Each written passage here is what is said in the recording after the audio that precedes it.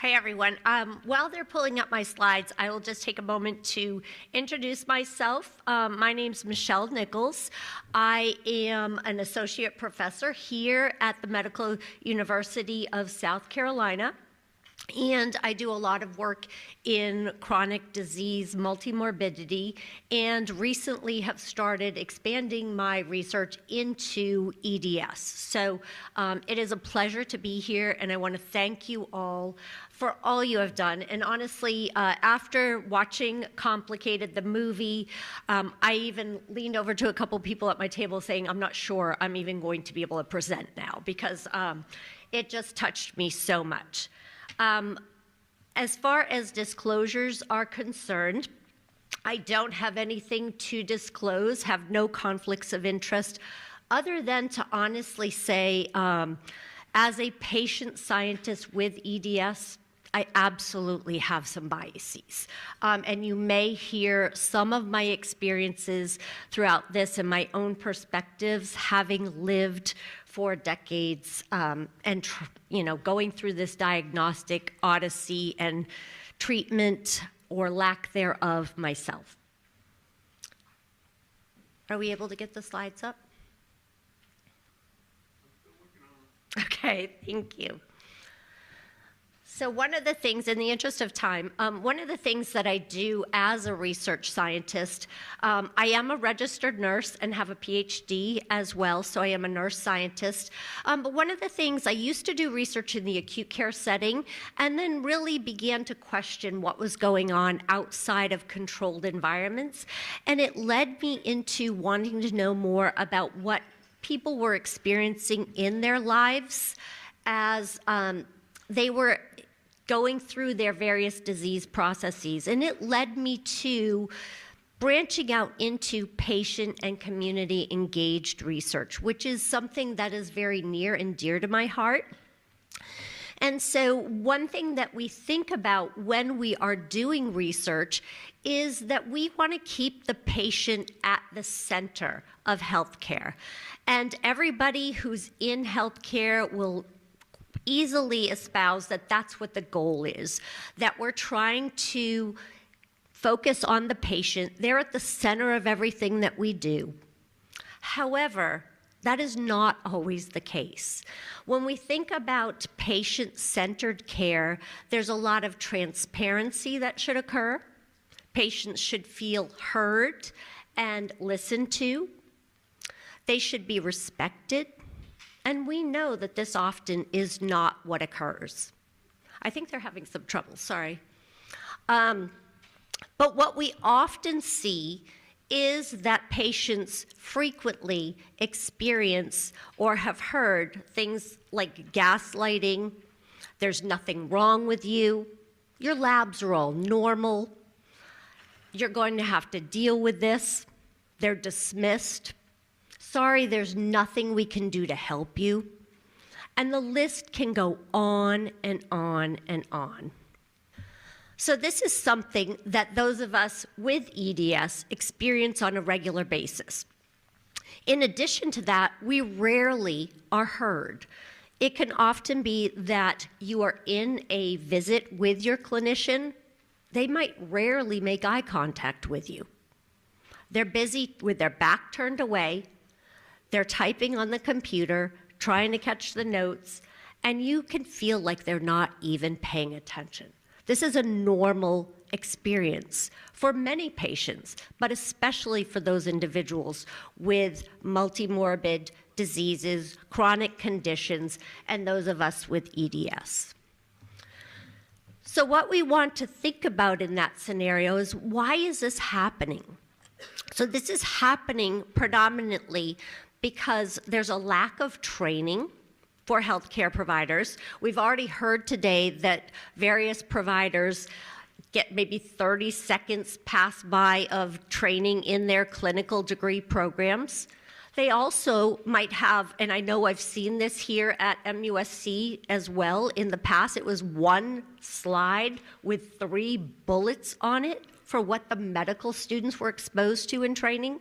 And that's on connective tissue disorders as a whole. Never mind getting into the granularity of the various different types of Ehlers-Danlos or the subtypes that they're within. So it's no wonder that they don't understand this. As well as our healthcare structure as a whole is very siloed. We have disease-specific specialists, and there is no one working directly to coordinate the care. So I'm going to go ahead and go through some of this. As you can see, I pointed out the patient-centered at the core here and highlighted a few of those aspects. And this is just talking about what patients themselves experience and how they often feel dehumanized, and some of the different scenarios that we know. And even the movie itself is called Complicated. I know I've been told I'm a complicated patient, interesting case, et cetera, et cetera. You can see here I put in some of the main problems that patients experience and why.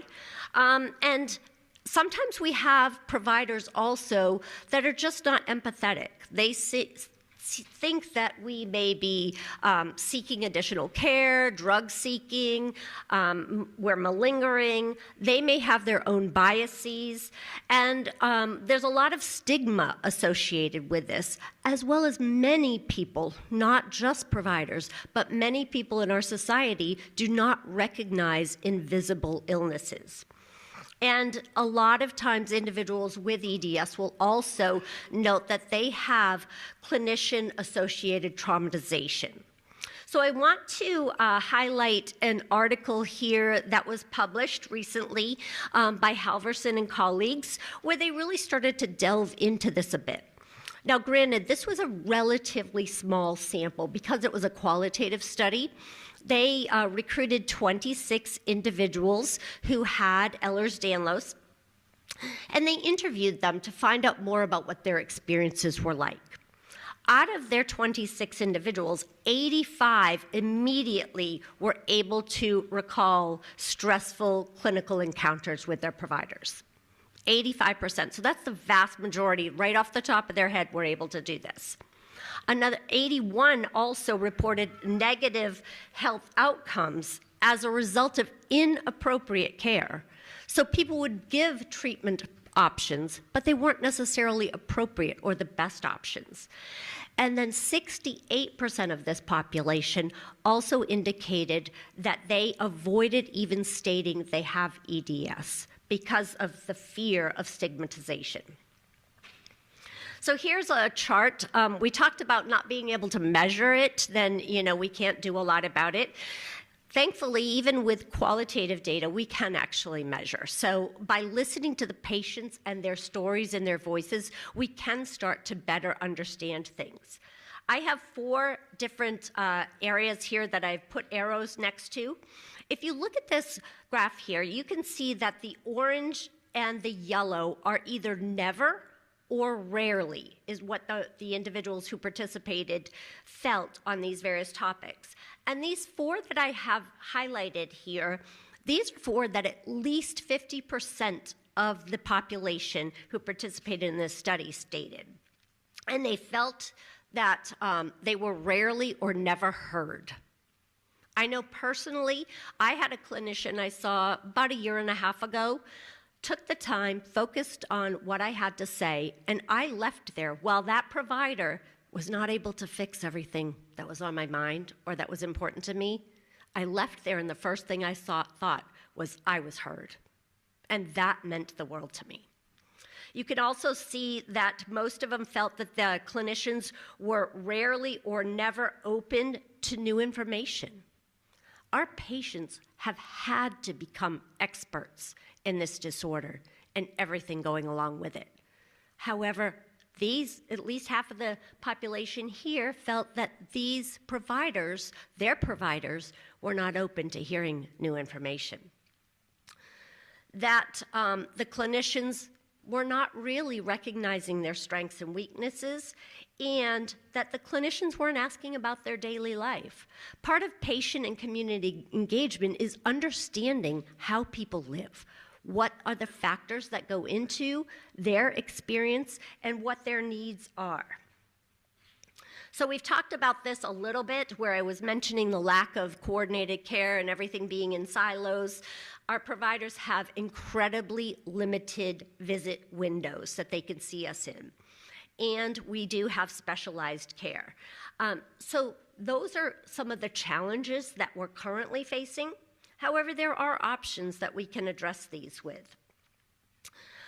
We've already gone over some of this. The one thing we didn't touch on while they were connecting the slides for us are that we often have very complex, multifaceted symptom presentation. So when we go to see a particular provider, it likely will expand beyond the scope of what they're experts in.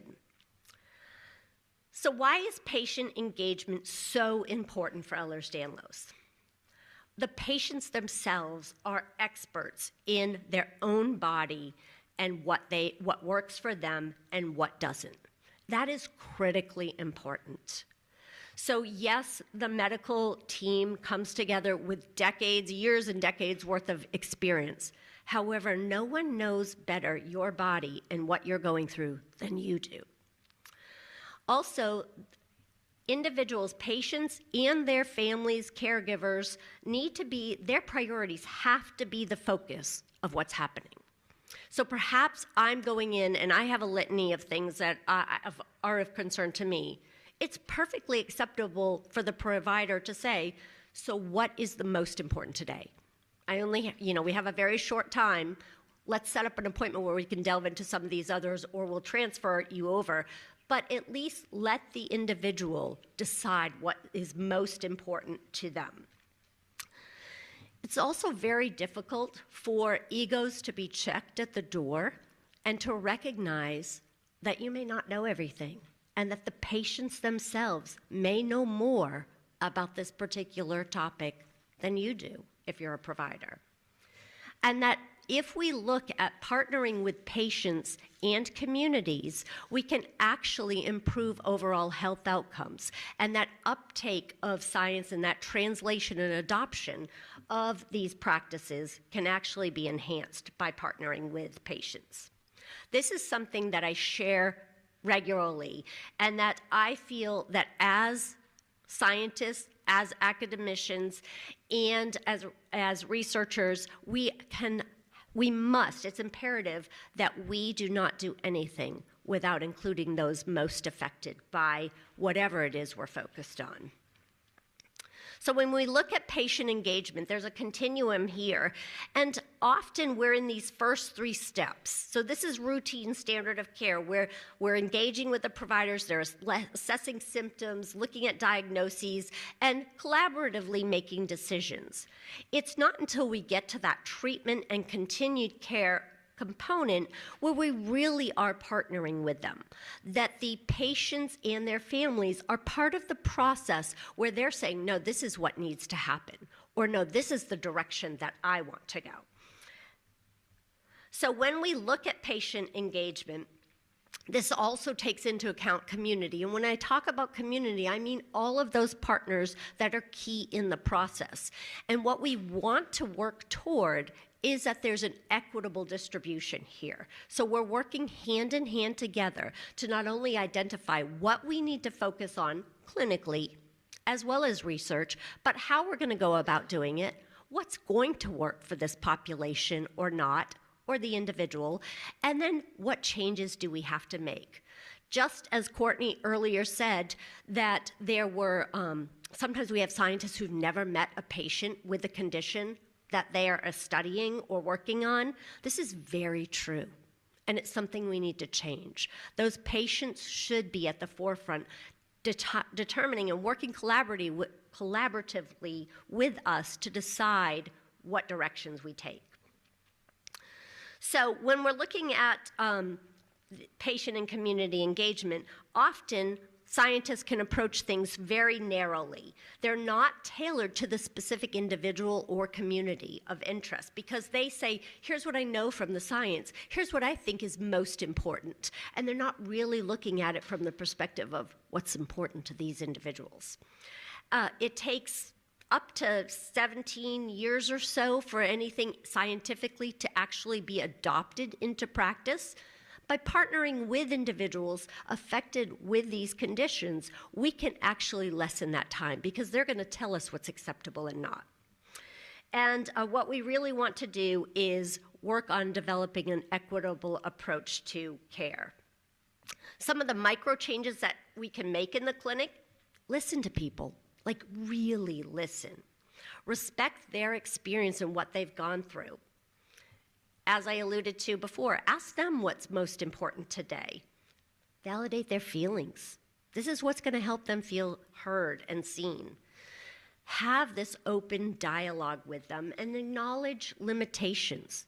You don't have to be an expert at everything. No one is. And just be open to that. And remember that the key element in healthcare is that care. So those individuals who are in healthcare went into it to care about people. And yet often in the hustle and bustle, that can get lost.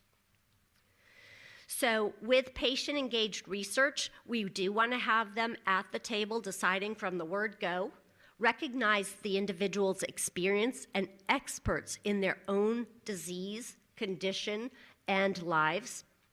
And we want to share every step in the process with them. So we can and need to do better. And this is a quote from Professor Graham, but it says, "No other condition in the history of modern medicine has been neglected in such a way as Ehlers-Danlos syndrome." So we can solve this if we work together. Thank you.